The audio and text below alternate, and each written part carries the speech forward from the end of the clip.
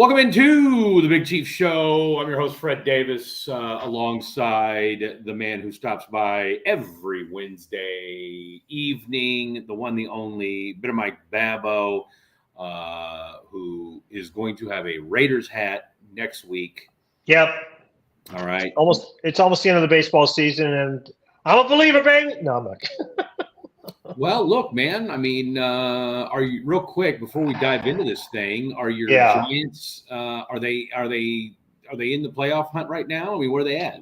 They're a game and a half. They are a game and a half out of the third wild card spot. They did miss a golden opportunity when they lost last night to the Cleveland Guardians 3-1. They only managed 6 hits. They wasted a good outing.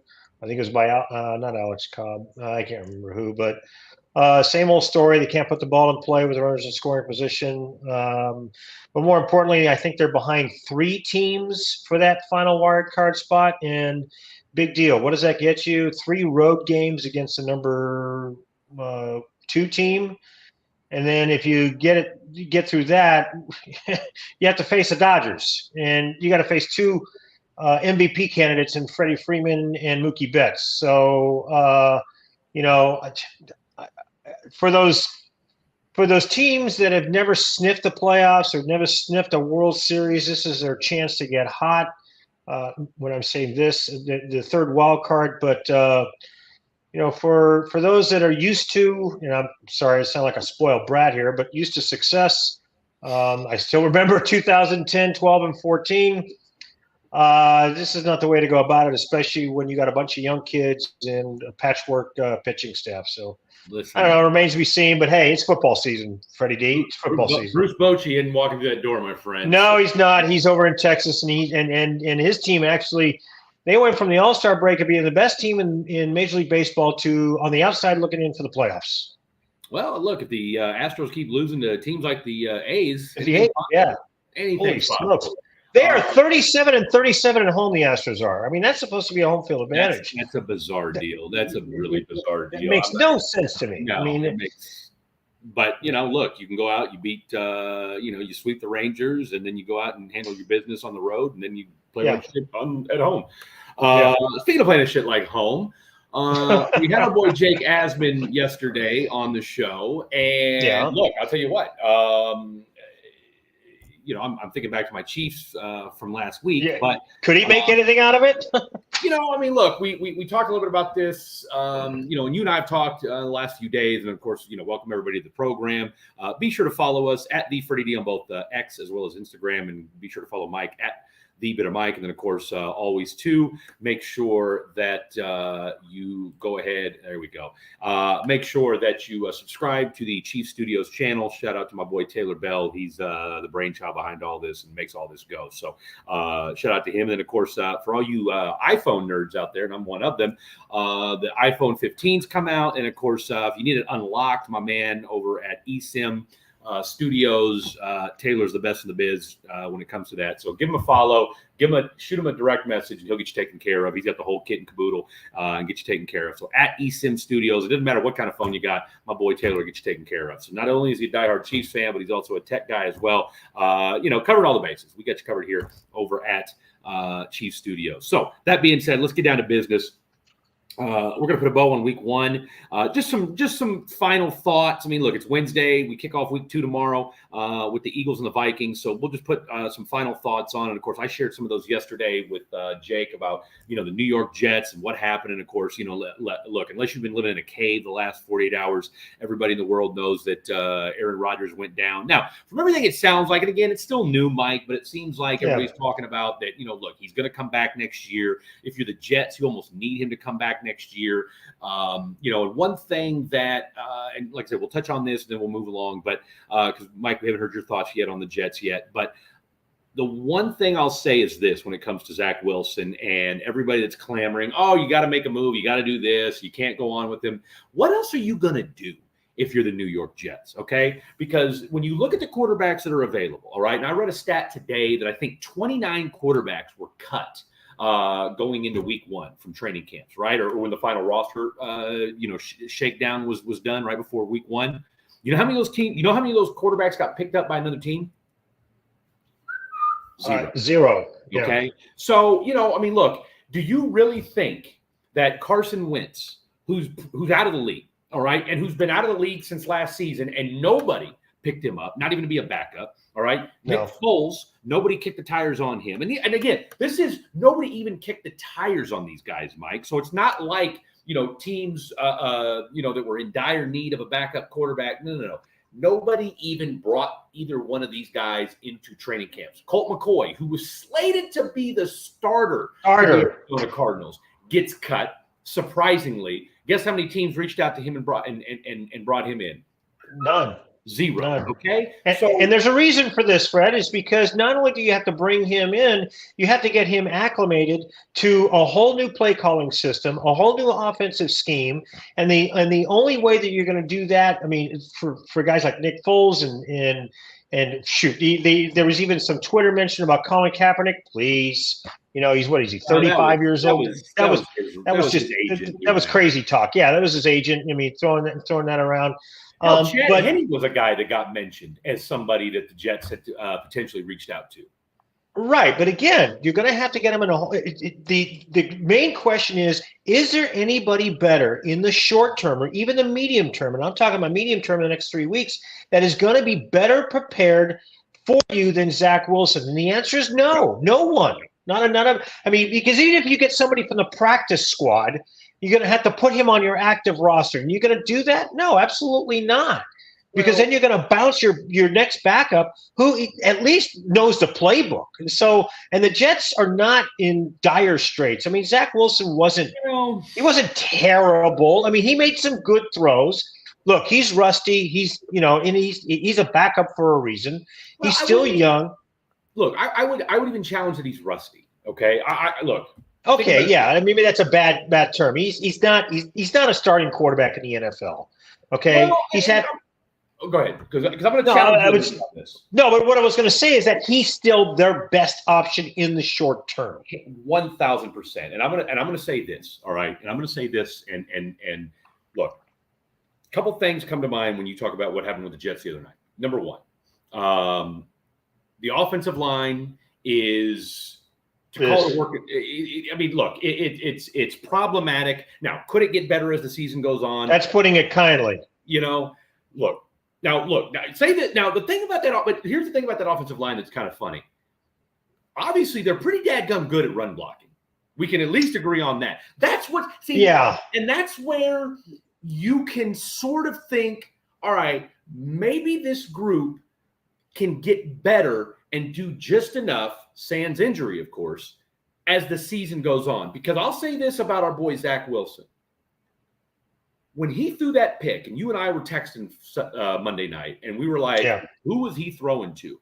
But he put some dimes on some guys. He put a dime on Lazard. He put a dime on Garrett Wilson. There was like a 12, 13-yard, I think it was a third down or something like that. So you can't tell me that playing with or being with Aaron Rodgers for the last 3 months hasn't helped his overall result. And the thing I'm going to say is this too. When I see, all these ESPN talking heads and everybody else and all these fools talking about, oh, you can't move forward with Zach Wilson. Tell you what, you still won the game on Monday night. And I'll tell you what, that kid showed some sack. All right. I'll say this much. Do we think he's going to be the end-all be-all when it's all said and done? Probably not. Okay. But no, Fred, he was the least popular person at MetLife Stadium. Everybody wanted to see Aaron Rodgers, and 4 plays in, it's like, wait a minute. We've already seen this movie. We don't want to see this again. It's just like the moans and groans. You can feel it collectively throughout the stadium. And he, like you said, he played his ass off. He got hit a couple times. And listen, their offensive line didn't get any better with him back there, right? In some offensive lines, they block better than they do now. To be fair, though, Breece Hall ripped off that 80-yard run, and of course they all the way out to the 8-yard line when he ran out of gas. You know what? He had to weave and get through a bunch of offensive line before he broke through into the secondary. So it's not like they were driving, making holes that could drive a truck through. See, you know what? See, I tell you what, you have been so scarred by the Raiders. I'll tell you what, watching Raider football has scarred you so much. And you're just no. Here's it.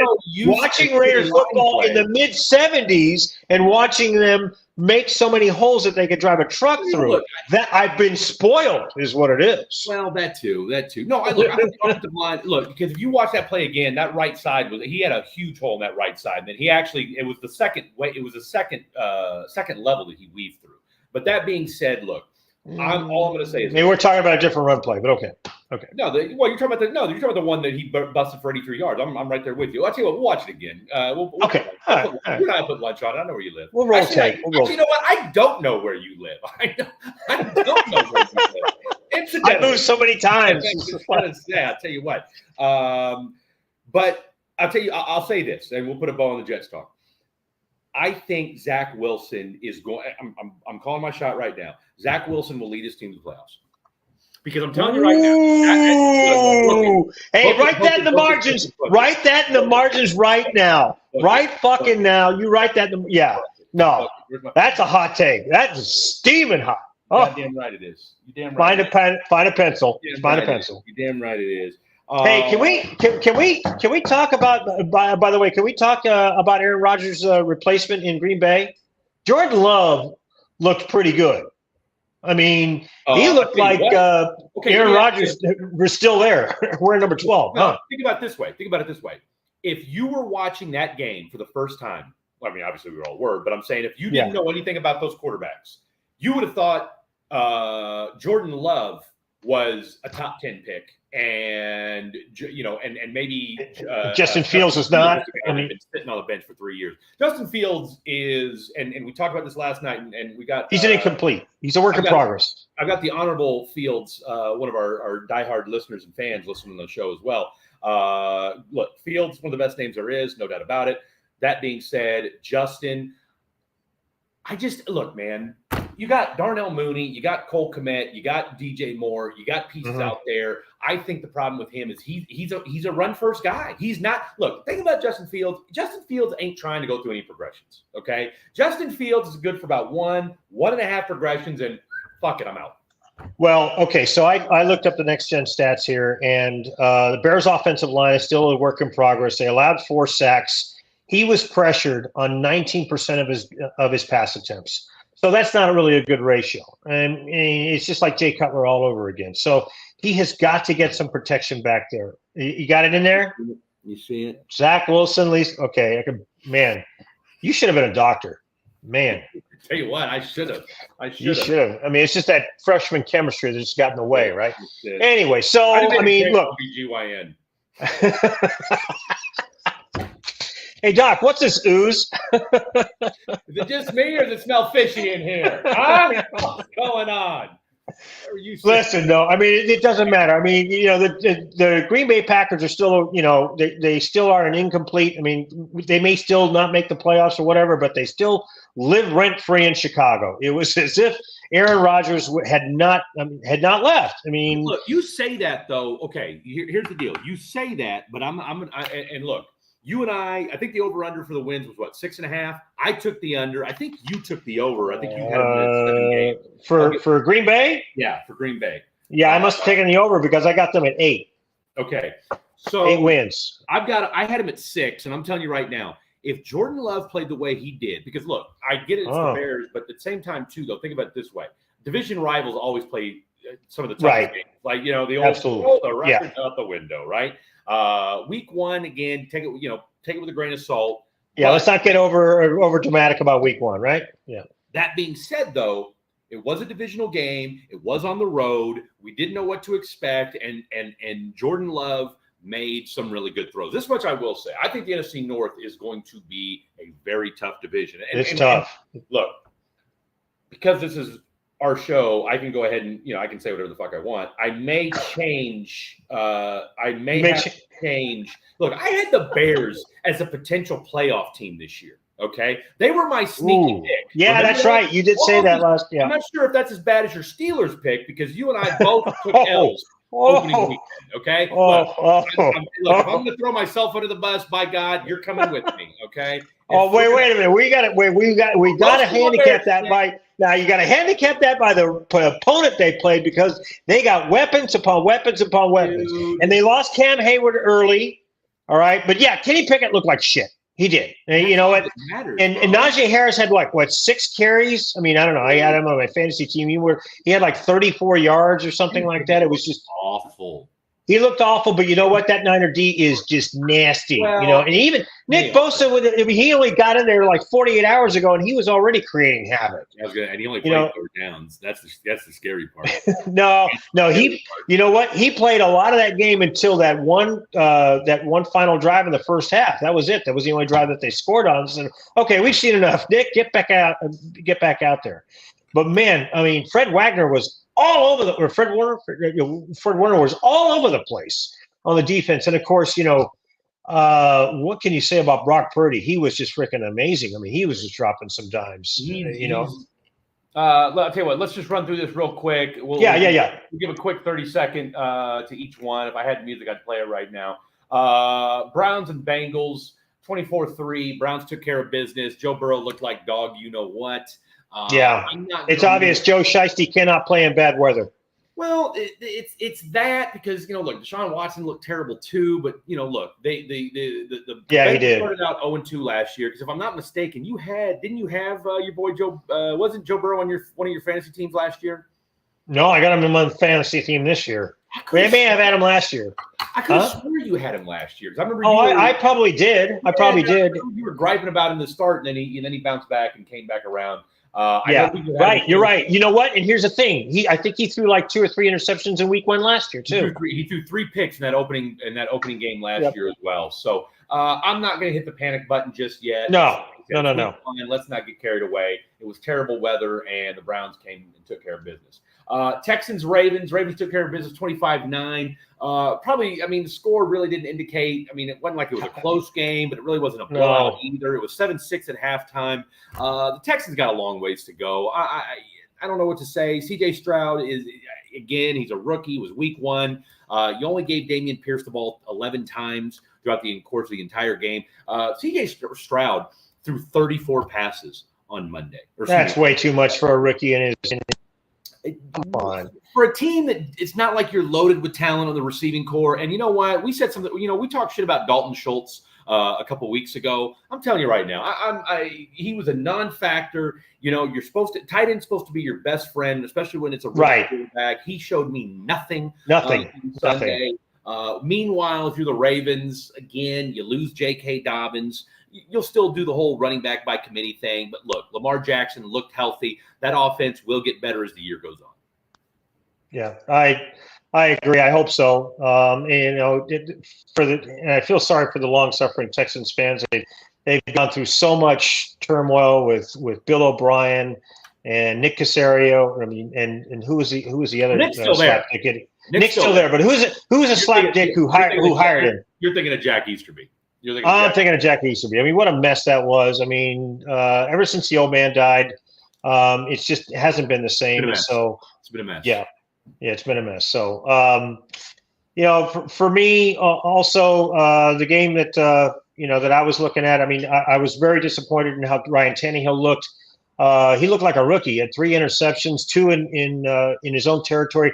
Derrick Henry had only 15 rush attempts. I get it. It's week 1. You want to ease the guy in, but I mean, he didn't hold out. I mean, he attended all of camp, preseason camp, and you only give him 15. I mean, this guy ran for 2,100 yards 2 years ago. I mean, come on, for crying out loud. And, and then of course the Sunday night game, Dallas, their special teams turned the game on one play, Freddie D, because I'll tell you what. Field goal. The block field goal, the return for a touchdown, because Saquon Barkley ripped off a couple of nice runs. The quarterback looked they look legit. I mean, they look legit. Daniel Jones was doing well. He was scrambling well. I mean, he had the Dallas defense on their heels, and all of a sudden, just one play, boom, the whole game turns around.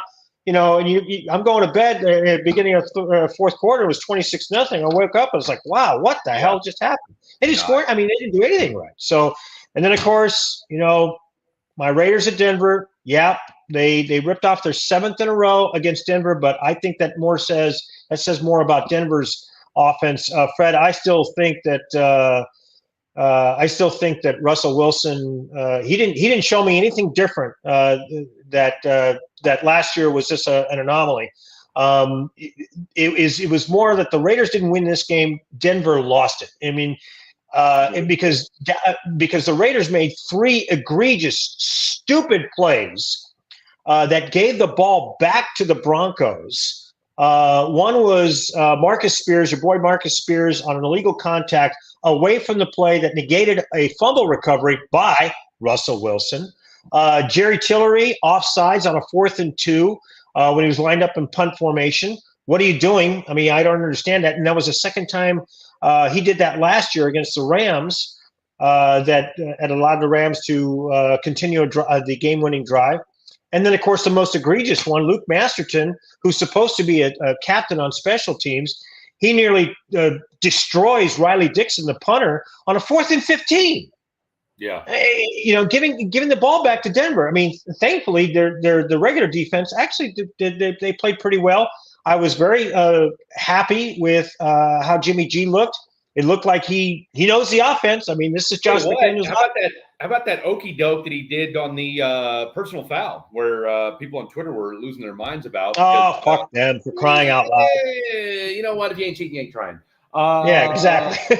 That's the Raider way, baby. And you know what? And he marched them down the field. He went 5 for 5 for 60 yards in that last game-winning drive with the game-winning touchdown to Jacoby Myers. And then the defense in the ensuing possession got a 3-and-out.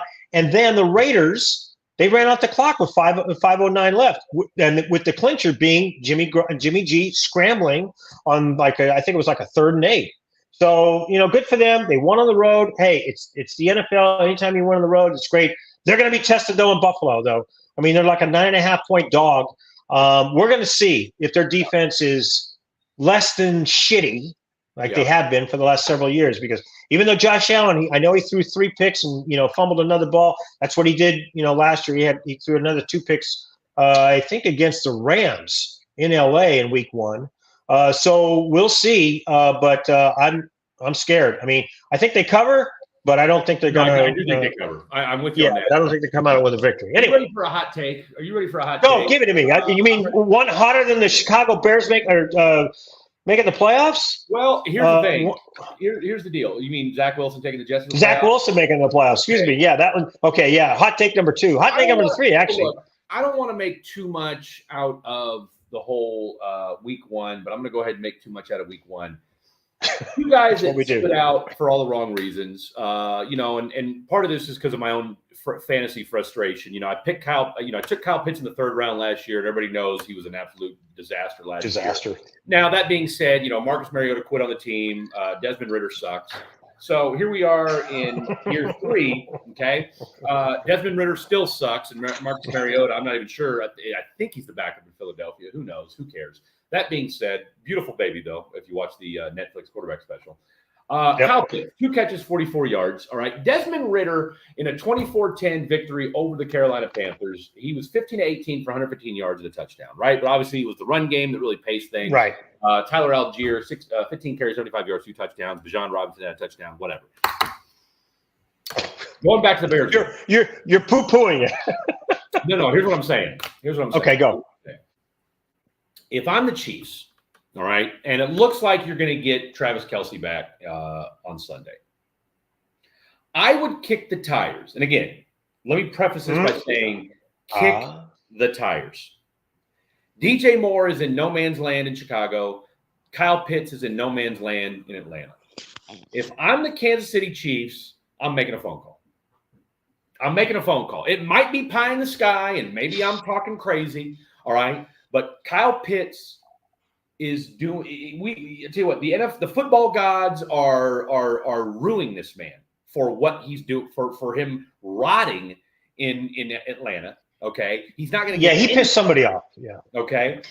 Meanwhile, Justin Fields is Justin Fields. I said this last night. Justin Fields may be the first NFL quarterback we see in God knows how long who makes a position change. All right. I would not be surprised if this guy, and look, if he doesn't look any better, if what we saw Sunday continues as the year goes on. All right. And again, I know it's crazy to suggest that a guy is going to change positions from quarterback, especially in the National Football League. College is one thing. NFL is something completely different. I think the only guy that really can jump, the only guy I can think of off the top of my head is Cordell Stewart, right? That did both. And I think Antoine Randall played a little bit of quarterback from like a gimmicky standpoint. But my point in all that is this. DJ Moore's not going to get any better, and I get it. You got to maybe wait a few weeks and kind of see how things play out. And I get it. Kyle Pitts was the fourth pick overall 2 years ago, and so it would be a steep asking price. Maybe it wouldn't. Who knows? But I'm just saying. You saw last Saturday. You saw on Thursday this Chiefs offense without Travis Kelce. We saw that Noah Gray is not ready for prime time. We saw that Sky Moore is not ready for prime time. Okay. Kyle Pitts is a 1,000-yard receiver. All right. We've seen what he can do with competent quarterback play. All right. We've seen DJ Moore, who's had a cavalcade of quarterbacks in his young career already, what he can do with the shitheads he's had thrown to him. Imagine what either one of those two guys would be like in an offense like Kansas City with Fitting thrown to him. All I'm saying is I get it. It's probably a little pie in the sky, but those just two guys off the top of my head that after seeing what went down on Sunday, hey, if I'm Brett Veach, after what I've seen out of that collective group of receivers that I've got, first round pick, second round pick, just saying, might be something to look at. They're going to cost that much. Really, what I would do. You wouldn't give a second round. If you were the Chiefs, you wouldn't give a second round pick for Kyle Pitts? Oh, no, I would. That's what I'm saying. Yeah, but they're going to cost that much. So if Brett Veach doesn't want to invest that kind of capital, maybe he kicks the tires on, and I know you poo-pooed this before because he's old. Look, a disgruntled Mike Evans, you may be able to get him. You get him on the cheap, man, because he has already told the Tampa Bay Buccaneers, I am not playing for you next year. Yeah. So why not? I mean, and the guy's 6'10" for crying out loud, and he has had some really, really good years. You know what? He's the pride of Galveston, Texas. So you know what? I'm not mad. I don't hate that idea.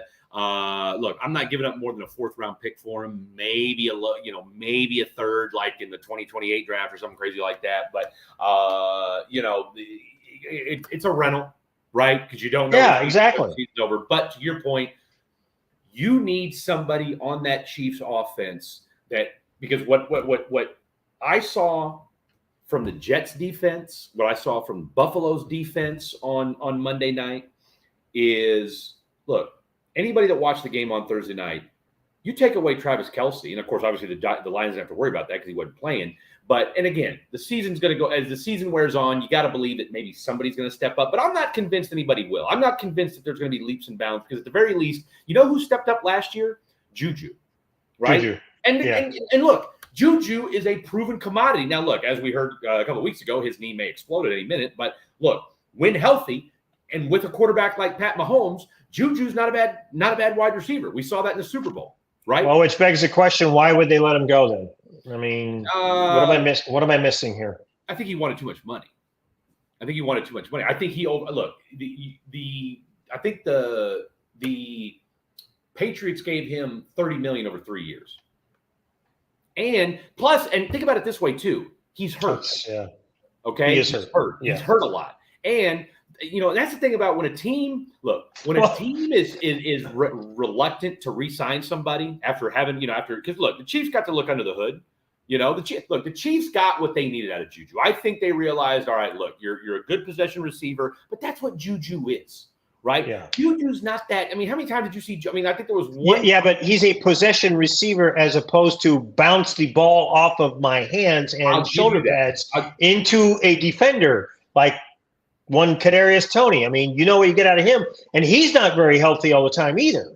No, I mean, so look, would I rather take a 33-year-old proven? I mean, do you want to win Super Bowls? I mean, do you want to win fucking Super Bowls, or do you want to be on the cheap? Come on here. Well, but here's the thing, but it's okay, and you already know where I stand on that. But at the same time, too, look, you're not giving Juju 3 years, $30 million.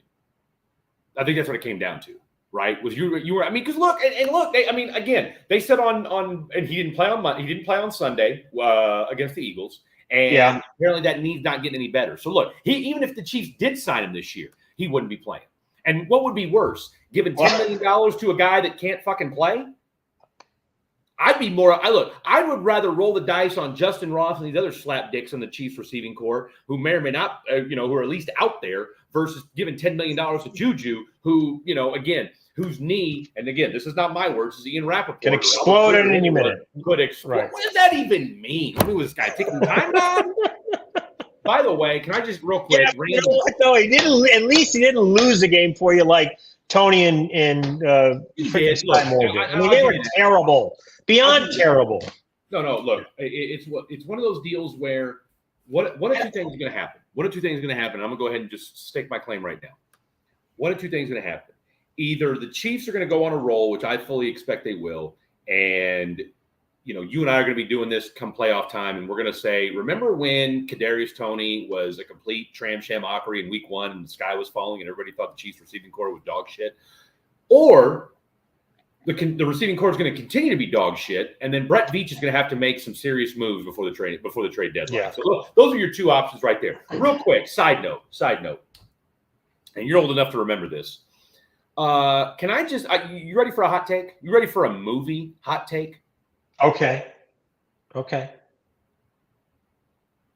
When you think of Robert De Niro, okay, Robert De Niro's got an incredible movie filmography. How much time you got? Jesus Christ. I mean, you know what movie I'm going to put in Robert De Niro's top 5 of all time? I'll bet you're going to put Midnight Run. Oh!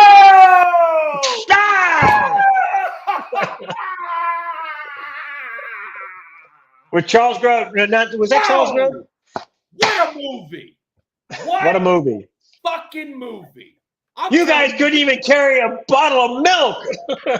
Man, I'm telling you what. That scene where they do the counterfeit 20s in the man, I'm telling you what. Can we real quick? What happened to Charles Grodin? Like why was I don't know. Beethoven and Clifford. Yep. What other movies was he in? I don't know, but he was phenomenal in that film because that dry humor of his. Oh my God. It was incredible. It was great. Where did you what made you say Midnight Run? Because it's on Netflix? Because first of all, I was thinking about, who's the detective or the police, the federal agents, like you couldn't make it as a too big cop in Chicago, It's like, I'm Mosley. Yeah, Detective Mosley. And then, the guy who played Jimmy, the mobsters, like, Jimmy, there's one thing I've been wanting to say. Dennis Farina's like, well, yeah, Jimmy, what's that? You're under arrest. He's just like, every once in a while, those lines just pop in my head. But that was one of his. Everybody talks about The Godfather. They talk about Goodfellas. They talk about but they don't talk about that movie that was. It was a low budget film. It was not a mobster. Well, it was kind of a mobster movie, yeah. But he was on the right side, But people talk about Heat with Pacino and stuff, but that one was just right. But that one was just fantastic because Midnight Run. What a movie. Midnight Run was great. It was hey, listeners out there, go rent it. You get the Fred Davis and Mike Babbo. 2 thumbs up, baby. Two thumbs up. All right, real quick. Let's see. I just love the fact that I just guessed. I tell you what, that just bored me. All right, real quick. Then we'll week 1 and we'll get ready. Yeah. All right, real quick. How surprised were you by Rams Seahawks? What a game! Oh my God! What a game! I guess the defense isn't dead for the in LA. No, so let me. I'll give this to you.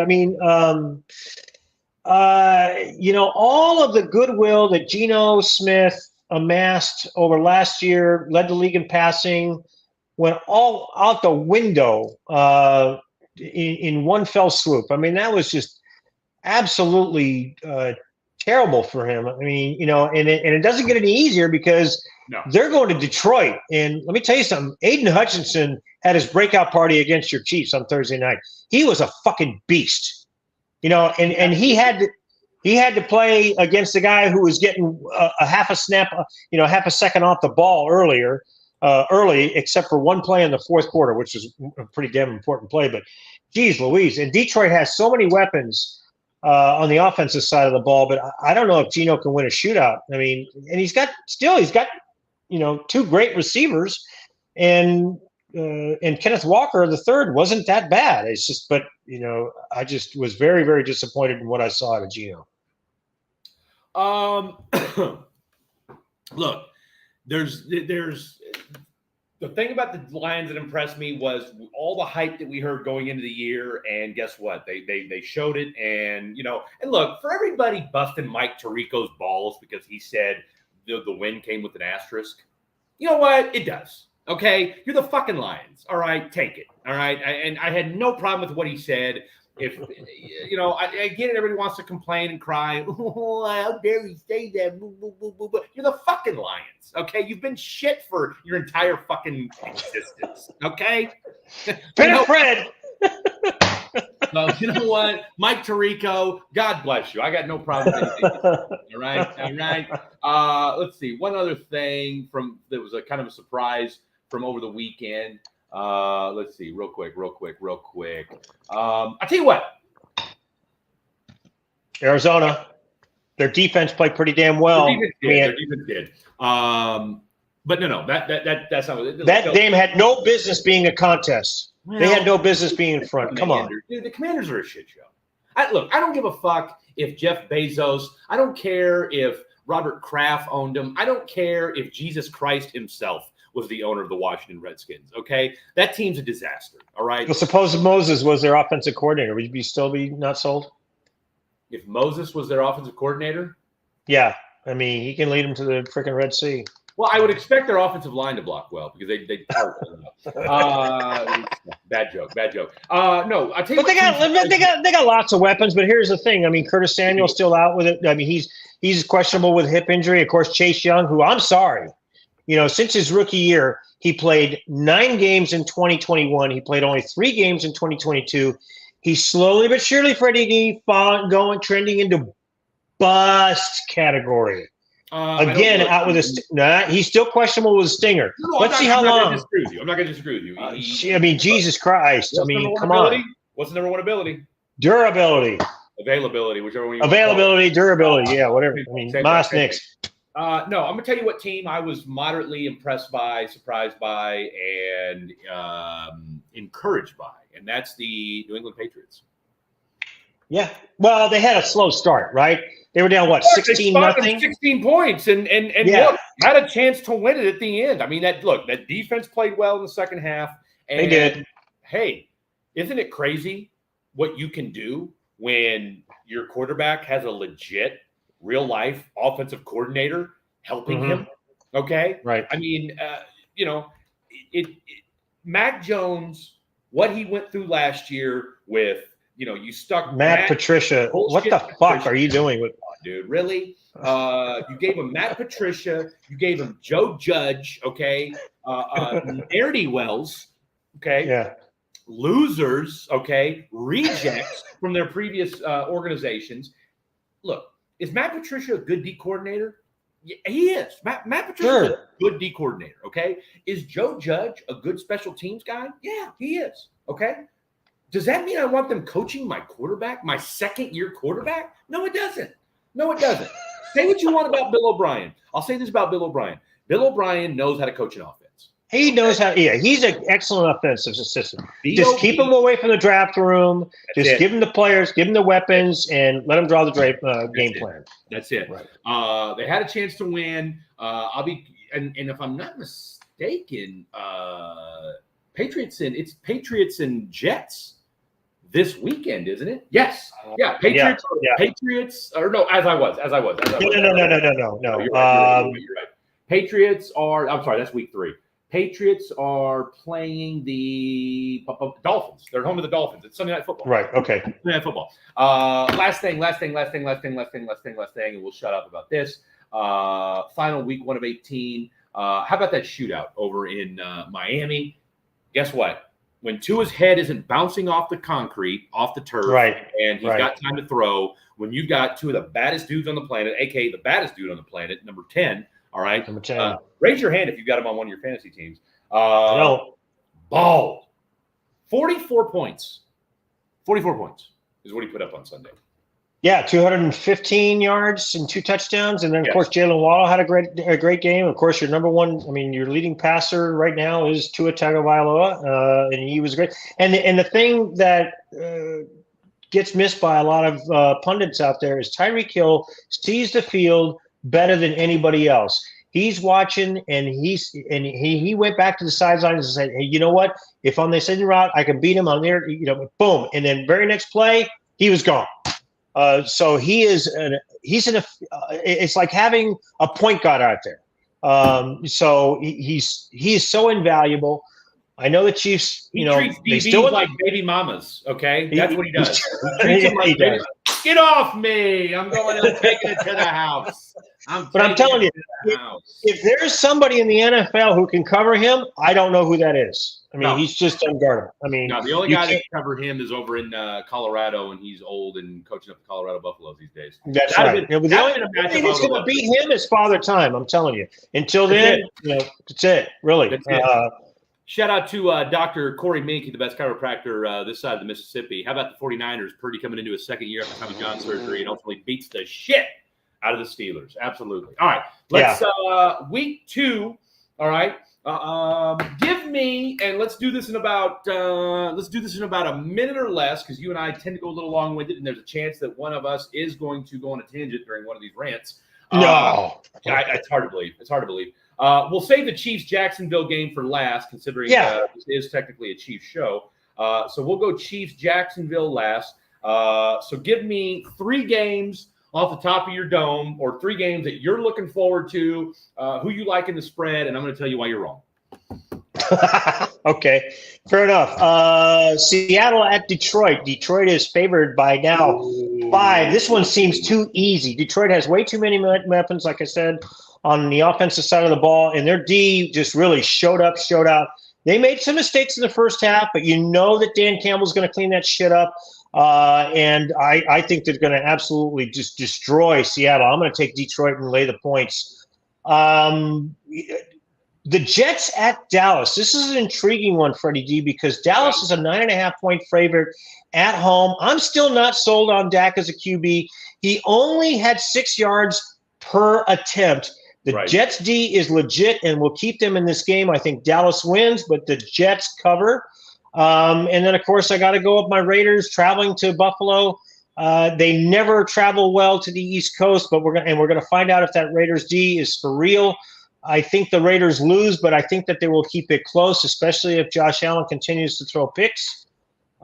We will see if they can get any type of pressure whatsoever. And, of course, Jimmy G, if he can the wild card is Jacoby Myers going to play? If he doesn't play, isn't he in concussion protocol or something? He's in concussion protocol. I think he missed practice today. So, but I still think that the Raiders will cover. I probably will lose that one, but I'm thinking I'm going 2-1. And those are my 3 right off the top of my I like it. Beautiful bald dome. And it is a beautiful bald dome. All right, I'm going to give. Let's see. I've got. I'll tell you what.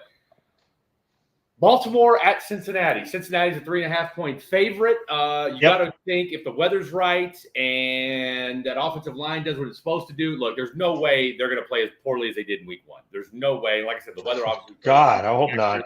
You got to believe that, right? And look, Baltimore's defense looked good, but it was against a rookie quarterback against an offense that's not good, period, right? Terrible. So, the worst offense in the league last year.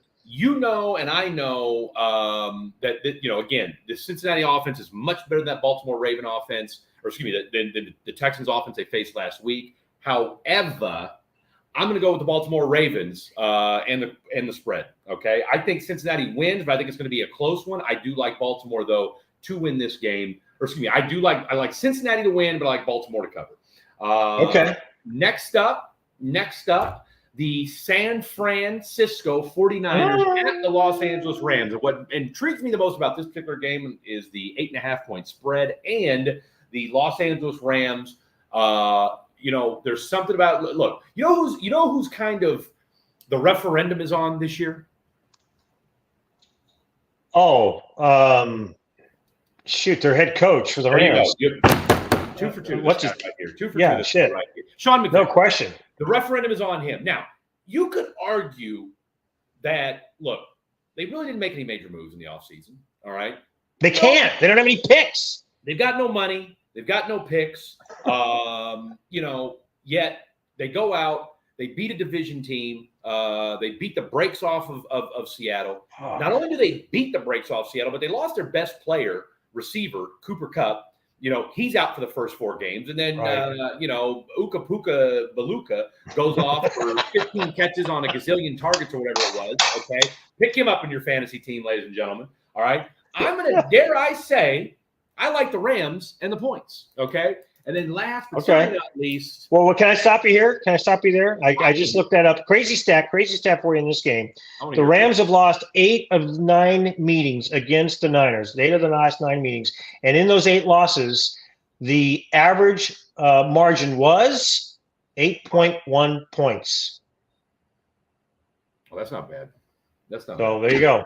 That's why they're the odds makers.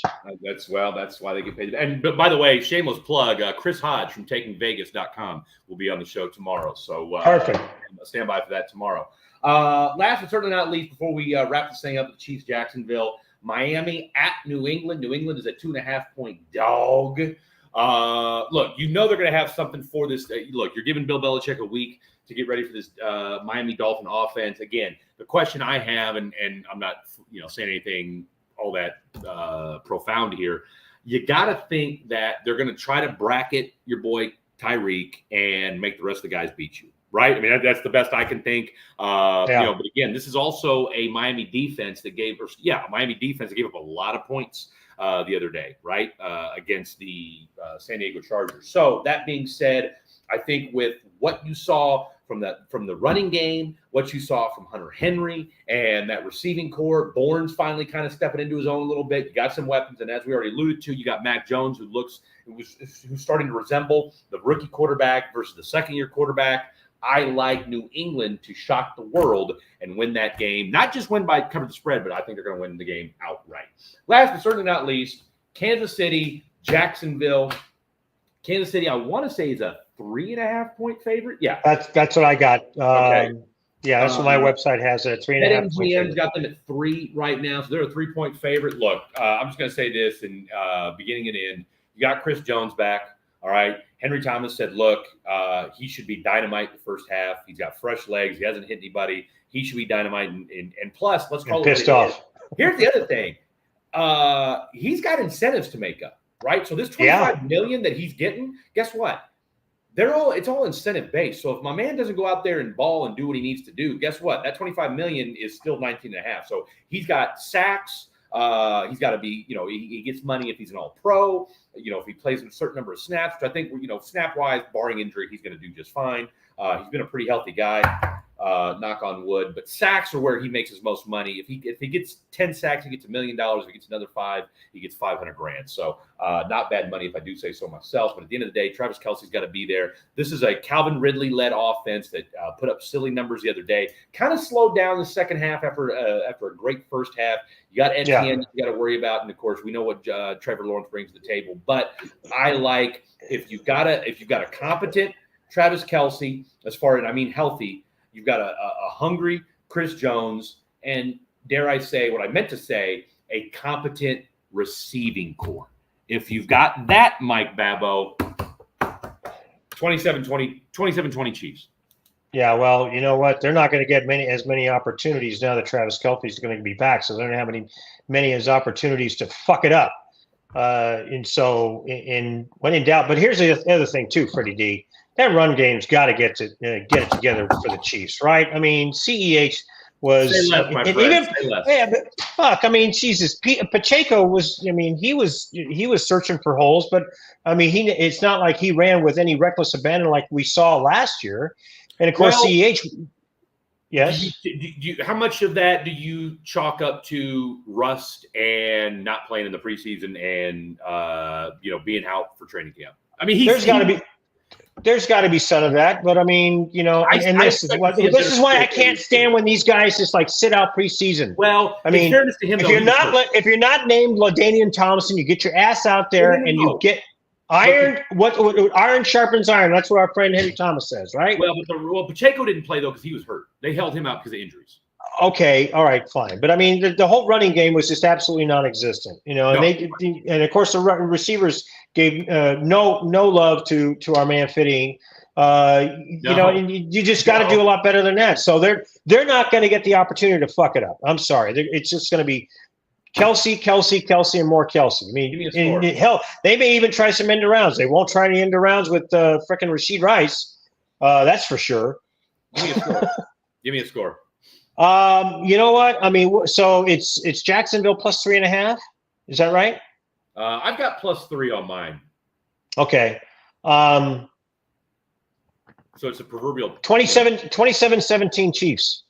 I'm not. You know what? I didn't really like what I saw out of Trevor Lawrence. I mean, he threw a couple of bad picks. Easy, fella. Easy. That's my fantasy quarterback you're talking about.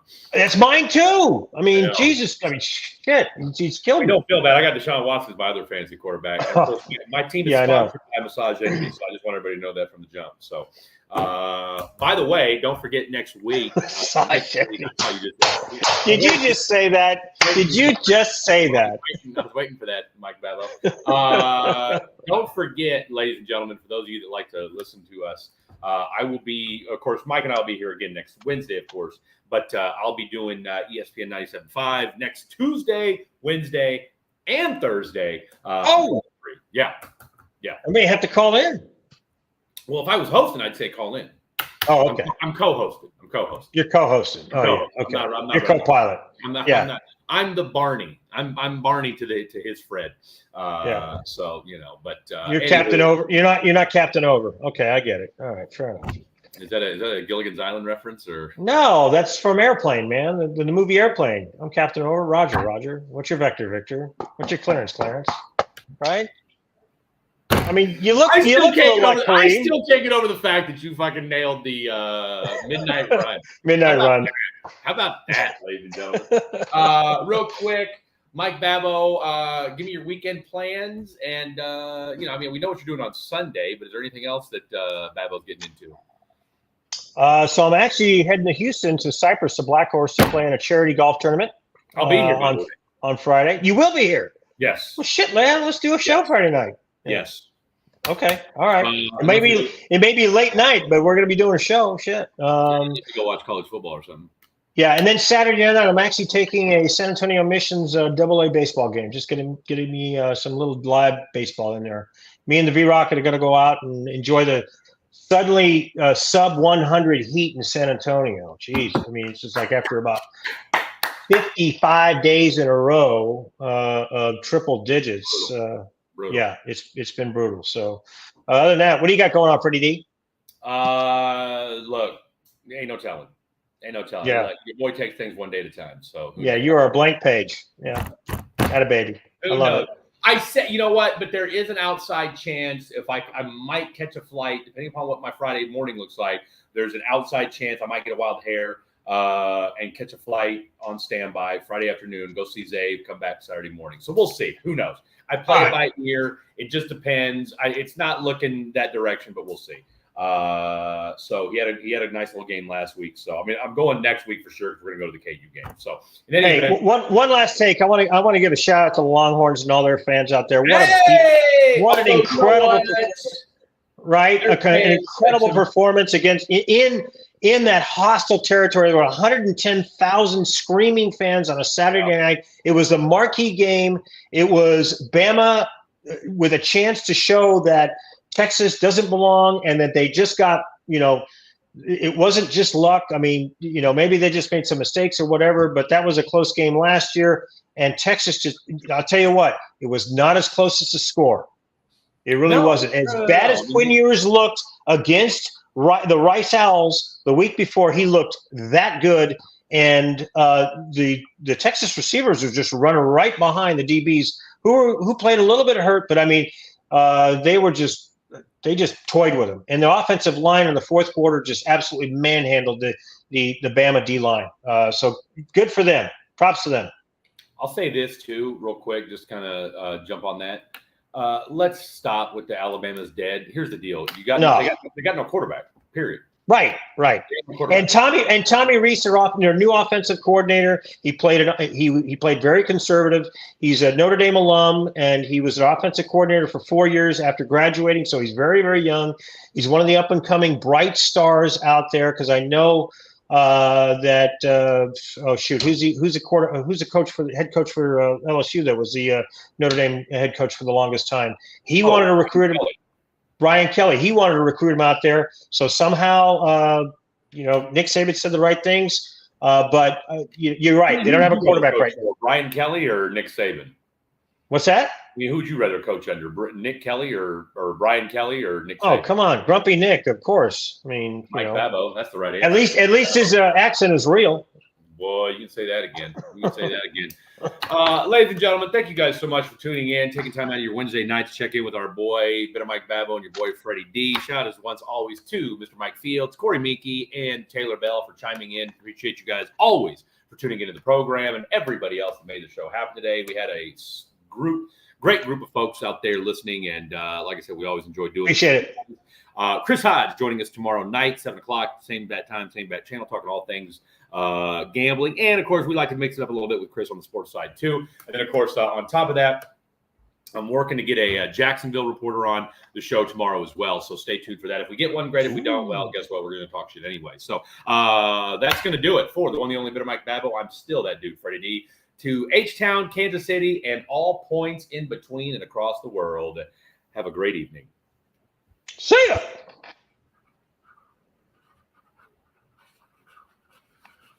Where's my? I can't. Where's my mouse? Where's the off button? There it is. There it is. It's great. There we go.